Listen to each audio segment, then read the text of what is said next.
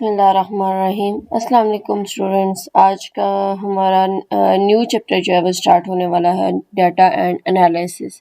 ये आपके पास new chapter है और पिछले टॉपिक से रिलेटेड कोई भी कन्फ्यूजन या कोई भी प्रॉब्लम आपको हो तो आप क्वेश्चन कर सकते हैं, कमेंट्स में पूछ सकते हैं जो भी प्रॉब्लम या जो भी आपको कुछ चाहिए हो तो।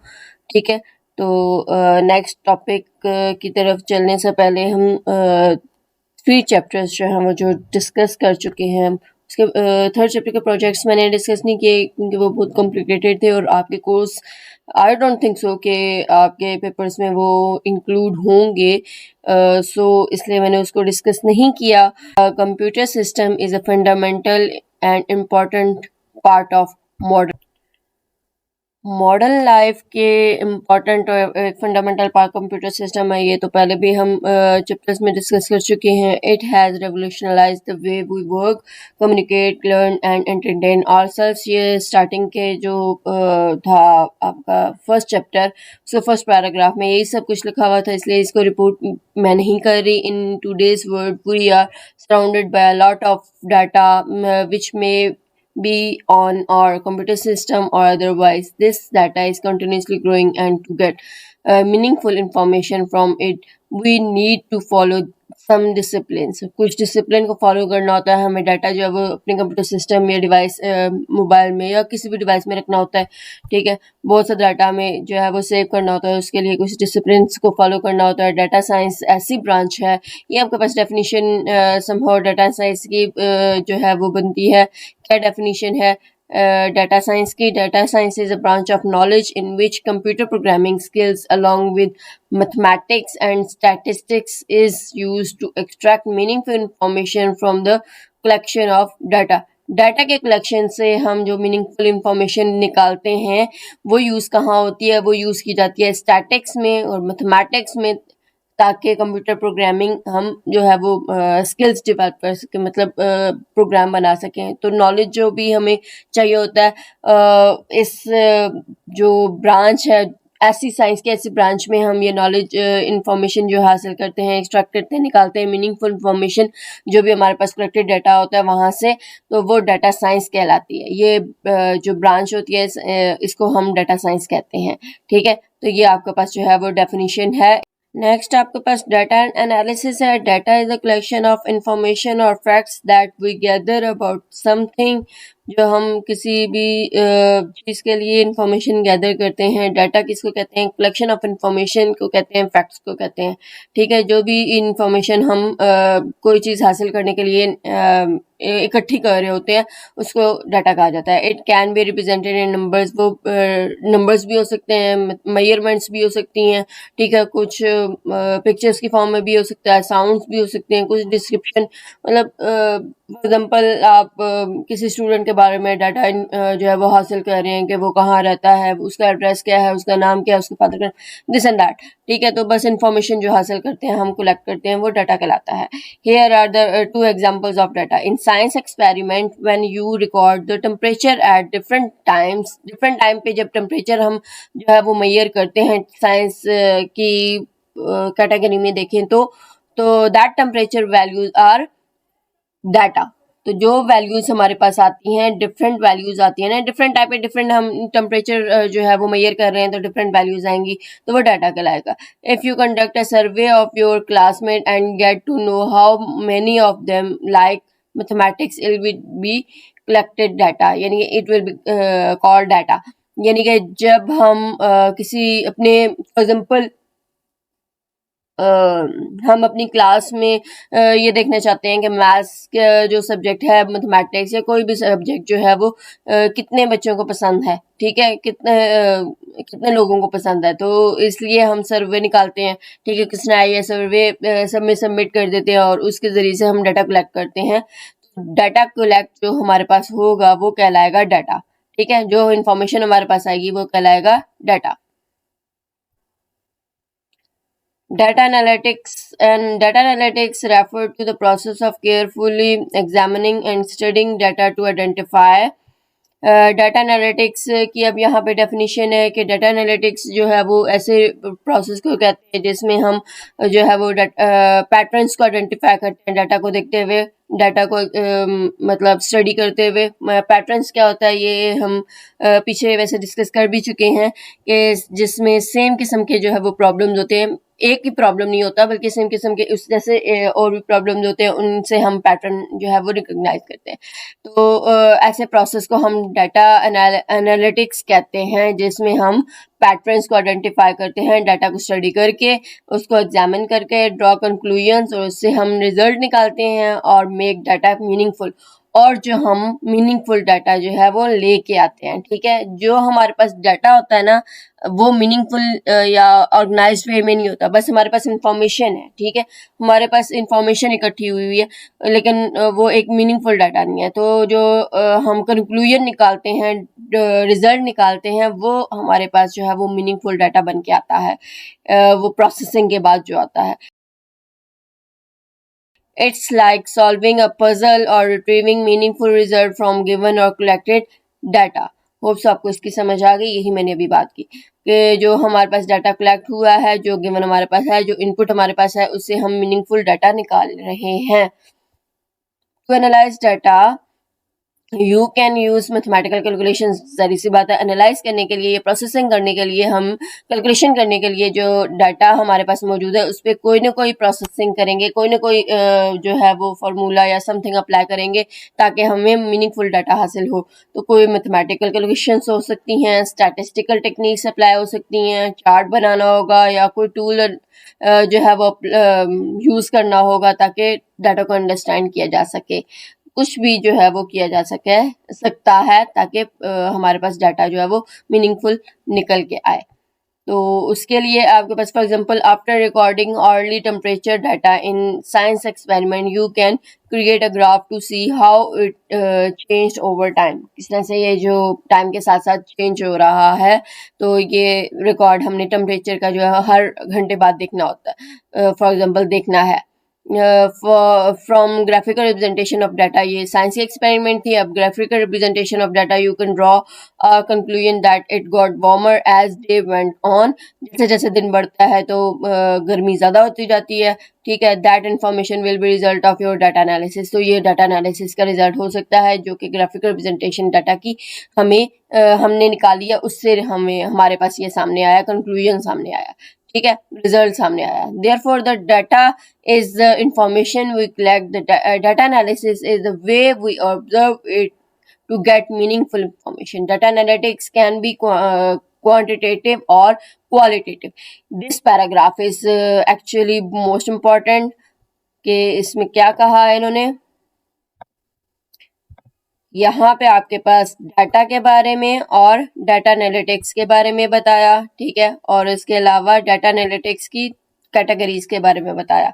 डाटा इज द इंफॉर्मेशन जो कि हम हासिल करते हैं, कलेक्ट करते हैं। ठीक है, और डाटा एनालिटिक्स क्या है, वो आपके पास मीनिंगफुल इंफॉर्मेशन जो आती है ऑब्जर्व करने के बाद या कह लो एग्जामिन कंक्लूड करने के बाद, कंक्लूजन के बाद जो हमारे पास चीज़ आती है, मीनिंगफुल इंफॉर्मेशन, मीनिंगफुल डाटा जो निकल के आता है वो कहलाता है। ठीक है, डाटा जो है वो कोई भी इंफॉर्मेशन हो सकती है, सिंपल इंफॉर्मेशन हमारे पास मौजूद है, लेकिन जो आपके पास डाटा एनालिटिक्स है वो रिजल्ट के बाद, कंक्लूजन के बाद या कोई टेक्निक्स अप्लाई करने के बाद जो हमारे पास इंफॉर्मेशन या चीज़ निकल के आई है, रिजल्ट निकल के आया है, वो कहलाएगा डाटा एनालिटिक्स।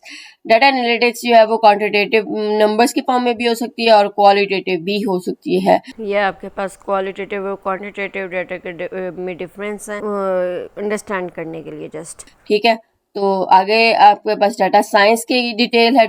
डाटा साइंस के ऊपर हम जो है वो डेफिनेशन डिस्कस कर चुके हैं। ये आपके पास डाटा साइंस की डेफिनेशन थी। ठीक है, तो इसी की आगे डिस्क्रिप्शन है। Data science refers to an interdisciplinary field of multiple disciplines that use mathematics and statistics, data analysis, and machine learning to analyze data and to extract information या knowledge and insight from it. यानी कि data science ऐसी चीज़ को refer करती है जिसमें interdisciplinary, मतलब ये इंटरडिसिप्लिनरी फील्ड है यानी कि इसमें बहुत से एक्सपेक्ट्स देखे जाते हैं, मल्टीपल डिसिप्लिन को फॉलो किया जाता है, कम्बिनेशन है ये बहुत से एस्पेक्ट्स का। कौन कौन से एस्पेक्ट्स में जो है वो शामिल होते हैं, किनको देखा जाता है, यानी कि किस तरह से डाटा किस किस एस्पेक्ट से डाटा को व्यू किया जाता है, वो देखेंगे। मल्टीपल डिसिप्लिन या इंटरडिसिप्लिनरी फील्ड का ये मतलब है, ठीक है। Interdisciplinary field of multiple discipline that uses, अब इसमें कौन कौन सी चीज़ें आ जाती हैं, उसमें आपके पास मैथमेटिक्स है, ठीक है, कि कैलकुलेशंस के लिए हमें फार्मूलाज वगैरह या क्या करना है वो मैथमेटिक्स में आ जाएगा। स्टैटिस्टिक्स यानी कि उसका ग्राफ जो बनाना है वो किस तरह से बनाया जाएगा, डाटा जो हमारे पास आएगा उसका, ठीक है, वो स्टैटिक्स में आ जाएगा।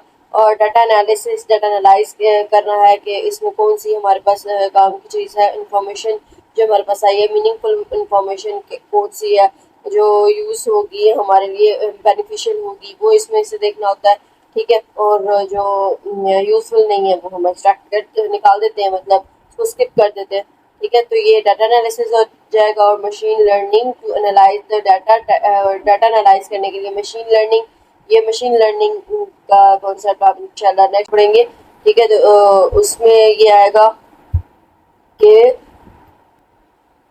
मशीन लर्निंग यानी कि आपके पास एआई को यूज़ करके इसकी डिटेल आगे हम पढ़ेंगे। एआई को यूज़ करके जो है हम डाटा जो है वो एनालाइज करते हैं उसको, ठीक है। और to analyse the data and to extract knowledge and insight from it, ताकि नॉलेज हम जो है वो हासिल कर सकें और उसकी डेप्थ में नॉलेज के बारे में जो है वो जानकारी हासिल कर सकें, जो है वो डाटा को अच्छे से विजुलाइज कर सकें, कंक्लूजन निकाल सकें, ठीक है। तो उसके लिए डाटा साइंस जो है वो हेल्पफुल होती है। ये जो है वो मतलब यूज़ की जाती है, जो ये वर्ड यूज़ किया जाता है। It is like a pipeline. अब इसकी एग्जांपल आपको बताई जा रही है कि ये एक पाइपलाइन की तरह है कि जिसमें हम डाटा को जो है वो व्यू कर रहे हैं, अच्छे से देख रहे हैं, फ्रॉम डाटा टू इनसाइट, उसके अंदर की सारी चीज़ें लिखी जा रही हैं। दिस इंसाइट और नॉलेज, ये इदराक जो है वो या इंफॉर्मेशन या नॉलेज मालूमात जो होगी वो कहाँ यूज़ होगी, to find pattern in the data, data का पैटर्न बनाने के लिए, उसको फाइंड करने के लिए जो है वो यूज़ की जाती है, ठीक है। पैटर्न्स के बारे में डिटेल में हम पहले डिस्कस कर चुके हैं। The result wrong can be use for making inform decision, उसके बाद जो रिजल्ट आएगा वो आपके पास जो है वो डिसीजन बनाने के लिए यूज होगा। Making inform decision to solve real world problems, real world problems को ताकि अच्छे से जो सॉल्व किया जा सके, ठीक है। तो उसके लिए जो है वो डिसीजन बनाने में ये हेल्प करता है रिजल्ट। वो रियल लाइफ वर्ल्ड प्रॉब्लम्स अब एजुकेशन से रिलेटेड भी हो सकते हैं, मेडिकल से रिलेटेड, बिजनेस या साइंटिफिक रिसर्च वगैरह से रिलेटेड, किसी भी फील्ड से रिलेटेड हो सकते हैं, ठीक है। तो उसमें ये डाटा साइंस जो है वो हेल्प करती है। ये आप देखो डाटा साइंस में एस्पेक्ट्स आपके पास जो है वो मैथमेटिक्स भी है, ठीक है। इसके अलावा machine learning, computer science, data processing, statics से रिलेटेड रिसर्चिंग होती है, और डोमेन एक्सपर्टीज, ये सारे के सारे मिल मिला के जो है वो डाटा साइंस बनाते हैं, ठीक है। कॉन्सेप्ट्स ऑफ डाटा साइंस, अब डाटा साइंस के कॉन्सेप्ट्स के बारे में बात कर लेते हैं। Data science consist of many components, theories and algorithms, इसमें बहुत से कंपोनेंट्स शामिल होते हैं, थेरीज और एल्गोरिदम्स वगैरह जो है सब कॉन्सेप्ट डाला जाता है to understand data science. Data science को अंडरस्टैंड करने के लिए make its productive usage following are the some key concepts or components that lay the foundation of data science. Data science का कॉन्सेप्ट समझने के लिए हमें ये जो चीज़ें हैं, टर्म्स हैं, ये कुछ समझनी पड़ेंगी। सबसे पहले आपके पास है डाटा। डाटा असल में होता क्या है, ठीक है।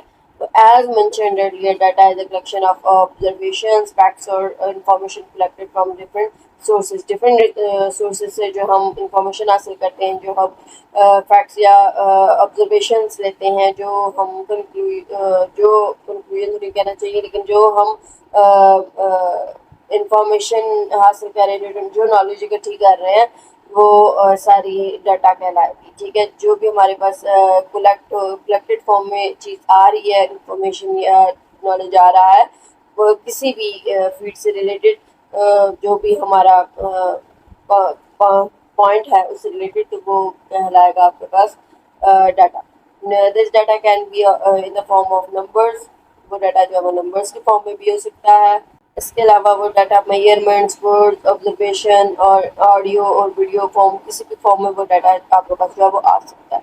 ठीक है, मेजरमेंट हो सकती है, कोई जैसे टेम्परेचर की हमने बात की थी, इसमें मेजरमेंट की बात आ रही थी। ठीक है, तो किसी फॉर्म में हो सकती है। It could be structured, processed हो सकता है डाटा। ठीक है, मतलब जो ऑर्गेनाइज्ड वे में आपके पास आएगा, which is in the form of tables, और अनस्ट्रक्चर्ड या अनप्रोसेस्ड भी हो सकता है, जो कि किसी ऑडियो या वीडियो फॉर्म में आपके पास या पीडीएफ फाइल की फॉर्म में आपके पास होगा। ठीक है, प्रोसेस जो कि ऑर्गेनाइज वे में आपके पास डिस्प्ले किया जाएगा, जैसे टेबल्स वगैरह है। और अनप्रोसेस्ड भी आपके पास हो सकता है, अनस्ट्रक्चर्ड हो सकता है, यानी कि वीडियो ऑडियोज के फॉर्म में या पीडीएफ फाइल की फॉर्म में आपके पास आता है। ये आपके पास स्ट्रक्चर्ड और अनस्ट्रक्चर्ड जो डाटा है उसका डिफरेंस है।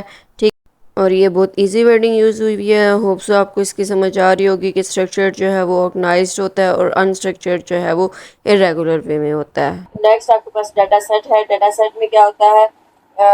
डाटा सेट में आपके पास data set is the structured or processed collection of data usually associated with a unique body of the work. Work यानी काम की जो यूनिक बॉडी के साथ एसोसिएट किया जाता है, इसमें डाटा सेट असल में होता क्या है? स्ट्रक्चर्ड वे, ऊपर हमने बात की है ना कि स्ट्रक्चर्ड और अनस्ट्रक्चर्ड होता है। ठीक है, तो जो स्ट्रक्चर्ड कलेक्शन ऑफ डाटा होगा वो डाटा सेट कहलाएगा। This collection of data is related to each other in some way. For example, a collection of brain CT scan of brain tumor, किसी पेशेंट का ब्रेन ट्यूमर है तो मतलब उसको हमने सीटी स्कैन के जरिए से जो इन्फॉर्मेशन हासिल की है वो आपका पास डाटा सेट आ जाएगा, which can be use to evaluate certain pattern और trend common in entire data set. तो ये आपके पास डाटा सेट की एग्जाम्पल हो जाती है। डाटा सेट आपके पास क्या है? डाटा सेट आपके पास स्ट्रक्चर्ड फॉर्म में प्रोसेस्ड होता है, जो डाटा हम कलेक्ट करते हैं। ठीक है, फॉर एग्जांपल हमने कोई किसी भी टॉपिक से रिलेटेड डाटा कलेक्ट किया है। Data set can be the collection of numbers और वैल्यूज, जो कि हम किसी सब्जेक्ट से रिलेटेड जो है वो हासिल कर रहे हैं, कलेक्ट कर रहे हैं डाटा। ठीक है, जो इन्फॉर्मेशन हम लेना चाह रहे हैं, तो जो चीज़ हमारे पास आएगी वो डाटा सेट कहलाएगी। ठीक है, और इसमें आपके पास जैसे ये ब्रेन सीटी स्कैन की एग्जांपल है वो आपको समझ जो आगे होगी। इसके अलावा भी बहुत सारी एग्जांपल्स हो सकती हैं, जैसे स्टूडेंट के जो सब्जेक्ट्स के मार्क्स से रिलेटेड आपके पास एग्जांपल हो सकती है। ठीक है, कि पर्टिकुलर क्लास के जो हर स्टूडेंट के टेस्ट स्कोर कितना है, टेस्ट में मार्क्स कितने हैं, वो आपके पास हो सकता है डाटा सेट, और बहुत सारी इसमें एग्जांपल आ सकती है। ठीक है, नेक्स्ट आपके पास है जी statistics and probabilities. Statistics and probabilities ये वैसे आपका जो चैप्टर है ना, ये स्टैटिस्टिक्स से रिलेटेड है, तो ये कंप्यूटर साइंस में भी इसका इन्वॉल्वमेंट है। किस तरह से? statistics and probability. Statistics is an analysis of frequency of past events and probability to predict the likelihood of future events.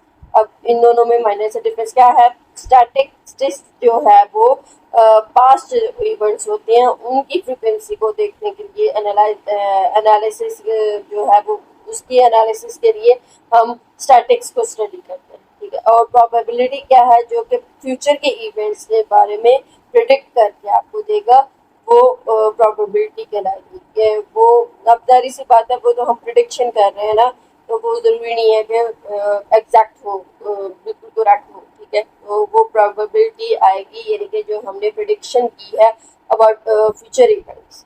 ठीक है, तो वो समहाउ उसके नियर अबाउट होती है।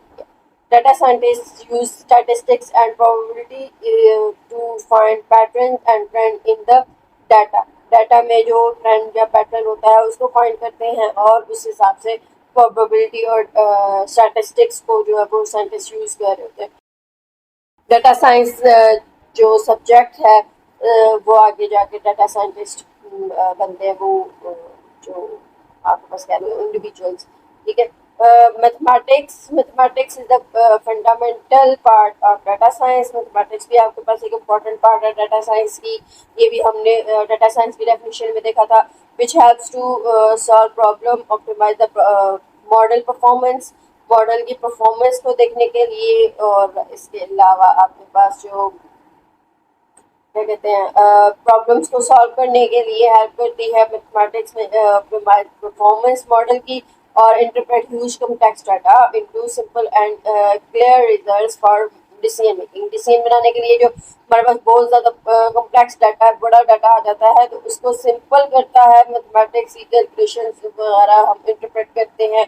उसमें जो आपके पास कंक्लूजन निकलता है, रिजल्ट निकलता है, तो उससे हम क्लियर रिजल्ट आपके पास आ जाता है, और सिंपल फॉर्म में आपके पास डाटा जो है वो आ जाता है। ठीक है, ह्यूज कॉम्प्लेक्स डाटा को हम सिंप्लीफाइड कर देते हैं। ठीक, फिर उसके बाद हम डिसीजंस जो बनाने होते हैं वो बनाते हैं, और उसको डाटा एनालिसिस में यूज़ किया जाता है। मशीन लर्निंग है नेक्स्ट आपके पास। मशीन लर्निंग के बारे में क्या है, मशीन लर्निंग का पीछे आपके पास जो आया था वर्ड, तो मशीन लर्निंग ऐसी एआई की ब्रांच होती है और कंप्यूटर साइंस की which emphasise on the use of data and algorithms. इसमें एल्गोरिदम और डाटा का यूज़ किया जाता है, उस पर जोर दिया जाता है। क्यों? ताकि ह्यूमन लर्निंग कंप्यूटर्स के ज़रिए से बेटर बनाई जा सके, और इसमें क्या होता है कि ह्यूमन की थिंकिंग इन्वॉल्व होती है। ठीक है, इसमें मशीन लर्निंग में जो मशीन होती है वो ए आई आपके पास क्या है, आर्टिफिशियल इंटेलिजेंस। उसमें यही होती है ना कि थिंकिंग पावर इसमें डाली जाती है। ठीक है, लाइक ह्यूमन भी। तो इसमें भी मशीन लर्निंग में यही है कि ये एक ब्रांच है एआई की और कंप्यूटर साइंस की, जिसमें कि डाटा को यूज़ करना और एल्गोरिदम्स को जो यूज़ होता है उस पर जो किस बेस पे दिया जाता है, ह्यूमन लर्निंग की कंप्यूटर के ज़रिए से ह्यूमन लर्निंग की बेस पे इसमें जो है वो हम करते हैं, एल्गोरिदम्स और डाटा को यूज़ करते हैं। ठीक है, नेक्स्ट आपके पास डीप लर्निंग। अच्छा, इसमें डिफरेंस भी आ सकता है। ठीक है, मशीन लर्निंग और डीप लर्निंग में डिफरेंस भी आ सकता है। ये एक्सरसाइज में आई थिंक आपके पास होगा, जब हम एक्सरसाइज करेंगे तो तब आपको मैं बता दूंगी इसके डिफरेंस। ठीक है, अब हम चलते हैं इसके डीप लर्निंग की तरफ। Deep learning is a subset of machine learning with emphasizes on with emphasis on the simulation or imitation of human's brain behavior by using artificial neural network. अब ये डीप लर्निंग क्या है? Deep learning भी machine learning का ही part है, मतलब subset. Subset आपने maths में पढ़ा हुआ क्या होता है? ठीक है, तो सबसेट होता है, यानी कि मशीन लर्निंग का ही पार्ट होता है। ये आप डायग्राम देखो ना, तो आपको अच्छे से पता चलेगा कि क्या कहना चाह रहा है। ये देखो, आर्टिफिशियल इंटेलिजेंस क्या पार्ट है, किसका पार्ट, मतलब मशीन लर्निंग इसी का पार्ट है। ठीक है, तो आर्टिफिशियल इंटेलिजेंस में और भी बहुत कुछ आता है, मशीन लर्निंग इसका हिस्सा है, और मशीन लर्निंग का हिस्सा आपके पास डीप लर्निंग है। ठीक है, तो ये डाटा साइंस में मिला के सारा डीप डाटा साइंस में आपके पास ये तीनों चीज़ें भी आती हैं, और साथ में मैथ्स और स्टैट्स के बारे में भी हम डिस्कस करते हैं। तो डीप लर्निंग जो है वो किसका सबसेट हुआ? मशीन लर्निंग का। ठीक है, डीप लर्निंग आपके पास ये सबसेट है, और इसमें क्या किया जाता है? इसमें जोर दिया जाता है सिमुलेशन और इमिटेशन पे, और बिहेवियर जो ह्यूमंस के बिहेवियर होते हैं, ह्यूमंस ब्रेन के बिहेवियर, उसकी इमिटेशन और स्टिमुलेशन पे इसमें जो है वो फोकस किया जा रहा है। यानी कि ह्यूमन के ब्रेन के बिहेवियर के बारे में उसकी मतलब कॉपी कह लो आप, कंप्यूटर को यूज़ करते हुए बनाई जा रही है। ठीक है, by using artificial neural networks. अब जाहिर सी बात है, हमारा ब्रेन किस तरह वर्क करता है, उसमें मेन काम जो है वो न्यूरल सिस्टम का होता है। ठीक है, तो न्यूरॉन्स का जैसे कि होता है, तो आर्टिफिशियल जो है एक न्यूरल नेटवर्क बना दिया जाता है, न्यूरल सिस्टम बना लिया जाता है। ठीक है, और उसके ज़रिए से ह्यूमन बिहेवियर को चेक किया जाता है कि क्या है, ह्यूमन किस तरह से जो है वो काम करता है, किस तरह से वर्क करता है। ठीक है, फिर ह्यूमन ब्रेन जिस तरह से वर्क करता है, जिस तरह से उसका बिहेवियर होता है, एक्ट करता है जिस तरह से, उसी तरह से ये मशीन बनाई जाती है। मशीन लर्निंग और डीप लर्निंग में ये चीज़ें आती हैं। ठीक है, क्योंकि आर्टिफिशियल इंटेलिजेंस क्या है, उसमें ह्यूमंस की इंटेलिजेंस शामिल की जा रही है ना, तो जाहिर सी बात है ब्रेन के बारे में हम डिस्कस पढ़ेंगे, डिस्कस करेंगे, उसकी डीप नॉलेज होगी तो ही हम इस तरह का जो मशीन है वो बना पाएंगे। तो उसमें ये चीज़ है डीप लर्निंग। होप सो आपको समझ आ गई। नेक्स्ट आपके पास डाटा माइनिंग है। Data mining is the subset of data science. Data mining जो है डाटा साइंस का सब्जेक्ट, मतलब सबसेट है, इसका पार्ट है, which primarily focuses on discovering patterns and relationship in existing data set. Data set जो आपके पास करंट डाटा सेट एग्जिस्ट कर रहा है, उसके पैटर्न और रिलेशनशिप को यहाँ पे डिस्कवर किया जाता है, और उस पर ही ज़्यादा जोर दिया जाता है। ठीक है, और the usages of techniques and tools is limited in data mining as compared to data science. Obviously data science तो broad level पे आ जाती है और data mining छोटे लेवल पे होती है, तो इसमें जो टेक्निक्स और टूल्स हैं वो लिमिटेड यूज़ की जाती हैं। जो डाटा साइंस में यूज़ की जाती है वो भी हैं, और डाटा साइंस में और भी बहुत सी टेक्निक्स होंगी, ठीक है, जैसे कि हमने पढ़ा था स्टैट्स, मैथ्स और डाटा एनालिसिस और ये सारी चीज़ें पढ़ी थी। तो डाटा माइनिंग में लिमिटेड टेक्निक्स और टूल्स को यूज़ करके जो है वो किया जाता है, जो फोकस करना होता है पैटर्न और रिलेशनशिप में, वो लिमिटेड होता है। अच्छे से अंडरस्टैंड करने के लिए ये आपके पास डाटा साइंस और डाटा माइनिंग में डिफरेंस है कि जो डाटा माइनिंग होती है वो ब्रॉड नॉलेज मतलब निकालने के लिए होती है, और जो आपके पास डाटा साइंस है वो बहुत सारी फील्ड्स में नॉलेज रेंज, जो टेक्निक्स की रेंज होती है उनको कवर करती है और एप्लीकेशन और डिसिप्लिन को कवर करती है, और फिर वहाँ से हम जो है वो यूज़फुल इंफॉर्मेशन हासिल करते हैं। Data visualization and next visualization is the graphical presentation of data using common charts, plot, infographics and animations। अब ज़ाहिर सी बात है, नाम से ज़ाहिर हो रहा है कि इसमें विजुअलाइज करना होगा, कुछ व्यू करना होगा, कुछ देखना होगा, और जो मतलब देखने के लिहाज से पिक्चर्स और ग्राफिकल रिप्रेजेंटेशन के लिहाज से इसमें कुछ होगा, और पिक्टोरियल रिप्रेजेंटेशन यानी कि कुछ सिंबल्स या कुछ पिक्चर्स की फॉर्म में जो है वो रिप्रेजेंट किया जाएगा, या कुछ एनिमेटेड चीज़ जो है वो दिखाई जाएगी। तो यहाँ पे यही चीज़ है कि ज़ाहिर सी बात है पिक्चर्स की फॉर्म में या इस तरह से जो भी चीज़ दिखाई जाए वो इजीली हम मतलब ह्यूमन अंडरस्टैंड कर सकता है। तो इसलिए data visualisation as a graphic representation होती है, और किसकी डाटा की मतलब इसको ग्राफिक रिप्रेजेंटेशन कहते हैं, और जिसमें कॉमनली चार्ट्स बनते हैं, डाटा का चार्ट बनाया जाता है, प्लॉट्स और इसके अलावा इंफोग्राफिक्स और एनिमेशंस होती हैं। एनिमेशंस का भी, एनिमेटेड का भी आपको पता है क्या होता है, ठीक है। एनिमेशन से हमें भी विजुअलाइज अच्छे से होता है, मतलब हम अच्छे से अंडरस्टैंड कर सकते हैं these के किस तरह का डाटा और क्या इसमें जो है वो एक्सप्लेन किया जा रहा है। These visual displays of information communicate complex data relationships and data-driven insights in a way that is easy to understand.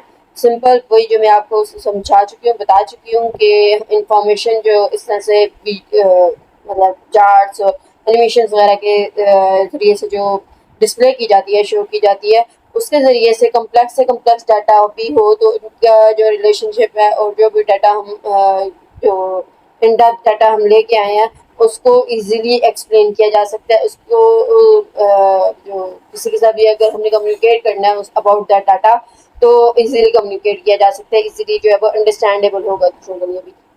ये आपके पास डाटा विजुअलाइजेशन मतलब इसमें हायरार्की भी आ रही है, ठीक है, इसमें जो है वो आपके पास चार्ट भी है और हर तरह से रिप्रेजेंटेशन आपको नज़र आ रही है। चार्ट्स भी डिफरेंट टाइप्स के हैं यहाँ पे, और एनिमेशंस भी यहाँ पे मतलब आपने क्या कहते हैं उसको, पावर पॉइंट में एनिमेशन तो लगाई नहीं होंगी, अक्सर आपको इस बारे में आइडिया होगा ही, ठीक है। और जो आजकल के दौर में कौन जो है वो टिकटॉक यूज नहीं करता, तो टिकटॉक में भी आप लोग एनिमेशन लगाते हैं, तो आपको अच्छे से पता होगा कि एनिमेशन का क्या मतलब है, ठीक है। तो नेक्स्ट हम चलते हैं नेक्स्ट टॉपिक की तरफ, होप्स आपको इसकी समझ आ चुकी होगी। बिग डाटा वो क्या होता है वो देख लेते हैं। Big data refers to handling large volume of data. Obviously आपको नाम से ही ज़ाहिर हो रहा होगा कि इसमें लार्ज वॉल्यूम ऑफ डाटा होगा, बहुत ज़्यादा सा डाटा है, उसको आपने हैंडल करना है, तो उसको किस तरह से करेंगे वो जो साइंटिस्ट डाटा साइंटिस्ट होते हैं बिग डाटा यूज़ करते हैं ताकि पैटर्न्स और जो डाटा सेट का ट्रेंड है उसको इजीली बनाया जा सके। उस उनके मुताबिक जो बिग डाटा होता है उसका रिजल्ट जो है वो रिलायबल आता है और एक्यूरेट रिजल्ट आपको मिलता है, ठीक है। The huge size of data provides more opportunities. ज़्यादा अपॉर्चुनिटीज प्रोवाइड करती है, जितना ज़्यादा डाटा बड़ा डाटा होगा उतनी अपॉर्चुनिटीज ज़्यादा होंगी मशीन लर्निंग के लिए, और रिजल्ट भी बेटर आएगा, रिलायबल आएगा और एक्यूरेट रिजल्ट आपको जो है वो मिलेगा, ठीक है। Predictive analysis is the use of data to predict future trends and events based on historical data। History जो होती है उस बेस पे जो है वो इवेंट्स और ट्रेंड्स फ्यूचर के जो है वो प्रिडिक्ट करते हैं कि ये ट्रेंड चलेगा, ठीक है, फ्यूचर्स में, और ये इवेंट्स जो है वो आएंगे, मतलब प्रिडिक्ट उनको किया जाता है। ये प्रिडिक्टिव नाम से ज़रा प्रिडिक्टिव एनालिसिस, यानी कि प्रिडिक्ट किया जाएगा कुछ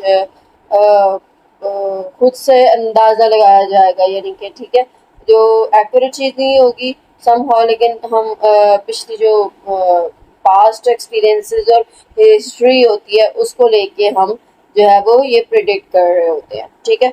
natural language processing, NLP. NLP क्या है? It is the study of interaction. NLP के बारे में आपने ये वर्ड जो है वो जब हमने first generation, second generation, third और उसमें फिफ्थ जनरेशन जो पढ़ी थी, उसमें एआई का हम डिस्कस था, तो वहाँ पे एनएलपी का भी जिक्र आया था। तो अभी हम आगे जाके डिटेल इसकी पढ़ रहे हैं, ठीक है। फोर्थ चैप्टर में कि it is the study of interaction between human language and computers. Computers के दरमियान और ह्यूमन लैंग्वेजेस के दरमियान जो है वो कम्युनिकेशन इंट्रैक्शन प्रोवाइड करता है, ये इस चीज़ का नाम होता है।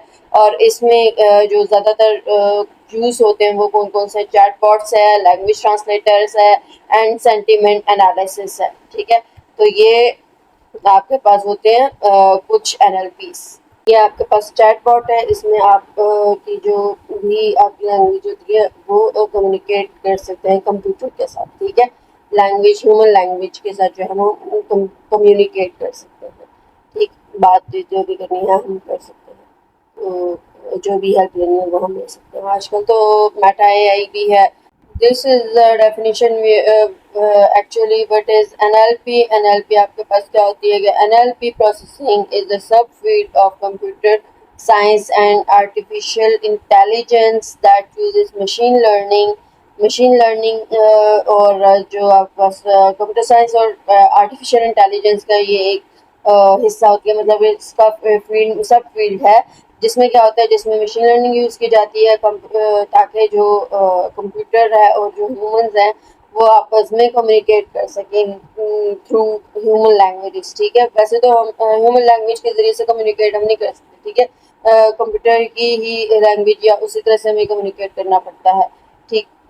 तो उसी के मुताबिक इंस्ट्रक्शंस देनी पड़ती हैं, अपनी लैंग्वेज में हम उससे बात नहीं कर सकते। तो यहाँ पे कंप्यूटर के साथ हम अपनी लैंग्वेज में कंप्यूटर के साथ बात कर सकते हैं, कंप्यूटर के साथ कम्युनिकेट कर सकते हैं, तो वो एनएलपी में आता है, ठीक है। तो अब चैट जो चैटबॉट वो मैंने आपको अभी दिखाया, चले दोबारा आपको बता देती हूँ। चैटबॉट्स क्या है? लैंग्वेज ट्रांसलेटर, तो सिंपल आपको पता ही होगा कि जिसमें हम कोई भी लैंग्वेज बोलते हैं तो वो दूसरी लैंग्वेज में उसको ट्रांसलेट करके देता है। ये सिंपल आपके पास लोगो होता है, ठीक है, लैंग्वेज ट्रांसलेटर का। और ये इसके अंदर क्या होता है, इसके अंदर भी आपको बता देती हूँ कि सिंपल आप इंग्लिश टू उर्दू करते हैं या उर्दू टू इंग्लिश करना चाहते हैं, जो भी आप लैंग्वेज बोलेंगे उसको वो किसी दूसरी लैंग्वेज में ट्रांसलेट आपको करके दे देगा। अब ये आप देखो तो यहाँ पे मैंने उर्दू में लिखा, ठीक है, और ये आपको ट्रांसलेट करके जो है वो इंग्लिश में दे रहा है, ठीक है। तो किसी भी लैंग्वेज में ट्रांसलेट करवाना है, आप इसमें वॉइस मतलब लिखना नहीं चाहते, वॉइस मैसेज करके जो है वो करना चाहते हैं तो बोल के भी आप इसको कर सकते हैं, ठीक है। ये तो कॉमनली हम यूज़ करते हैं। ये चीज़ जो है वो लैंग्वेज ट्रांसलेटर होती है। अब हम जो है वो देख लेते हैं क्वेश्चन बैंक्स, ठीक है, कि कौन कौन से इससे रिलेटेड जो है क्वेश्चन बन सकते हैं। तो यहाँ पे तो सबसे पहले आपके पास डाटा साइंस की डेफिनेशन है, ये यहाँ पे डेफिनेशन बन जाएगी, ठीक है। डाटा साइंस की ये डेफिनेशन होगी। डाटा साइंस की पूरी की पूरी मतलब जो पहले भी मैं हाईलाइट कर चुकी हूँ।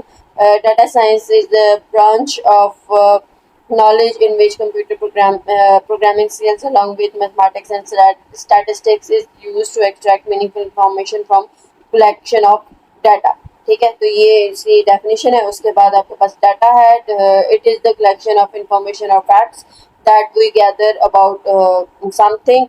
It can be represented by number, measurement, description, sound और pictures, ठीक है। तो एग्जाम्पल भी आप कोई सी दे सकते, कोई एक भी दे सकते हैं, ठीक है।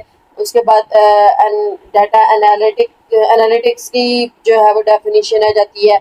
और इसके अलावा डेफिनेशन के अलावा ऑब्जेक्टिव में data is the information we collect and data analytics is the way we observe it in to get meaningful information, ठीक है। तो डाटा एनालिटिक्स क्या है? मीनिंगफुल इंफॉर्मेशन हासिल करने के लिए जो हम चीज़ देते हैं, जो भी ऑब्जर्व करते हैं वो चीज़ कहलाती है। आगे आपके पास दो जो टाइप्स हैं डाटा की, उसके बारे में पूछा जा सकता है, क्वांटिटेटिव और क्वालिटेटिव। इसकी जो आपके पास डिफरेंसेस हैं वो भी मैंने आपको व्यू कर दिया था, दिखा दिया था, तो वहाँ से आप डिफरेंसेस भी कर सकते हैं। ठीक है, तो वो डिफरेंसेस भी आपके पास जो है वो एक क्वेश्चन है जो कि आ सकता है। डिफरेंसेस तो मैंने साथ साथ बता भी दिए जो जो बनते थे, तो वो डिफरेंसेस भी आप जो है वो अच्छे से याद कर लीजिएगा।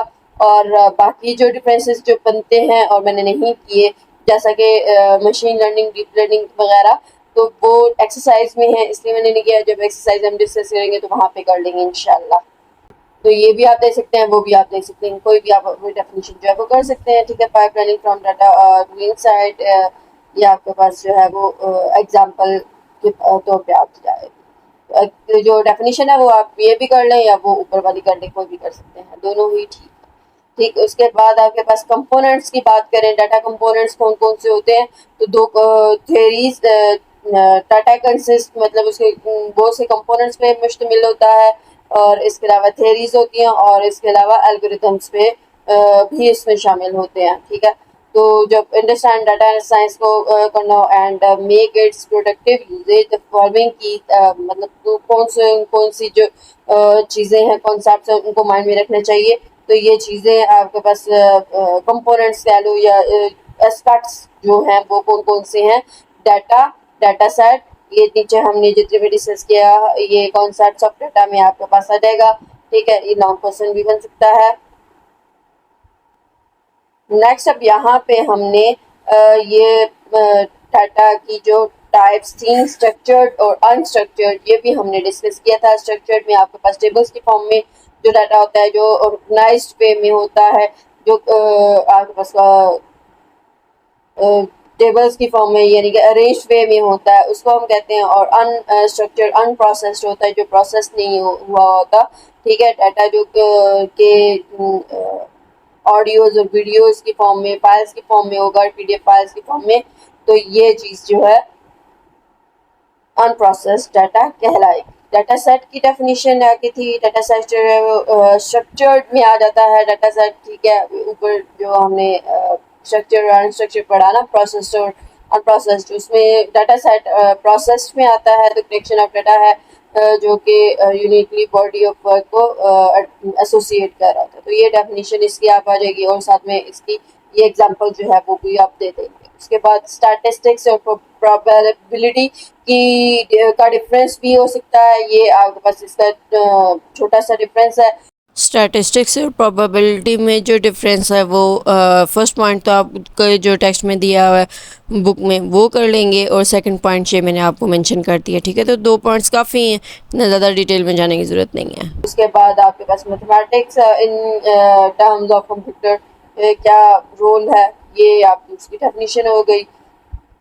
उसके बाद मशीन लर्निंग और डीप लर्निंग बहुत इंपॉर्टेंट क्वेश्चन है, तो ये एक्सरसाइज में हम इंशाल्लाह करेंगे। फिलहाल इसकी आप डेफिनेशन दोनों की कर लें।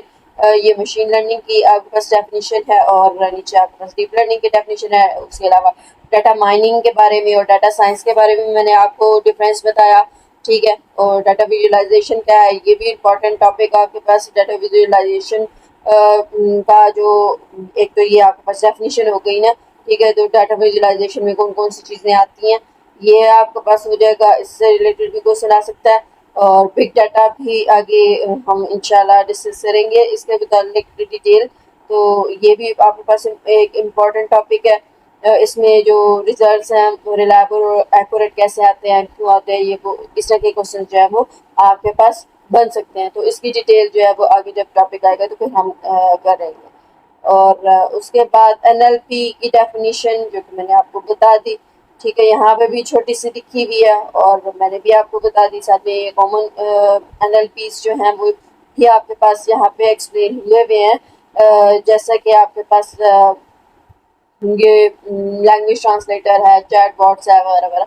ठीक है, तो ये डेफिनेशन और उसके एग्जाम यूजेस कहाँ यूज हो रहा है ये, तो होप सो आपको इसकी समझ आ चुकी होगी। अब आज तक के लिए इतना ही। अगर आपको कोई भी प्रॉब्लम, कोई कंफ्यूजन हो गया, कुछ समझ नहीं आई, तो आप जो है वो क्वेश्चंस कर सकते हैं। क्वेश्चंस करें, कमेंट करें। अपना बहुत सारा नेक्स्ट वीडियो तक के लिए ख्याल रखें।